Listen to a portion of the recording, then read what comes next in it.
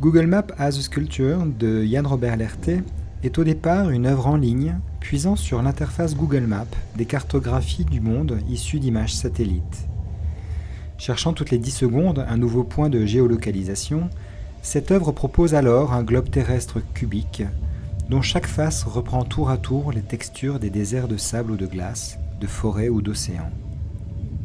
C'est dans un second temps que l'artiste réalise à partir de cette version dématérialisée une sculpture physique à part entière. Il choisit pour recouvrir ce monolithe une région montagneuse du monde à la frontière du Tibet et de l'Inde, donnant à voir les veines des arêtes rocheuses et les variations de couleurs des reliefs mis à nu par l'érosion. Les qualités texturales prélevées donnent ici l'impression d'un véritable bloc de marbre, matière première du sculpteur et de l'œuvre en devenir.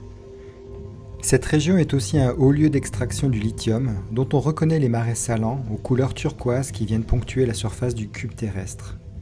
Ce qu'on appelle aujourd'hui le nouvel or blanc sert à la fabrication des batteries des voitures et des smartphones et reste considéré comme un élément polluant et dont l'extraction est à l'origine de désastres écologiques.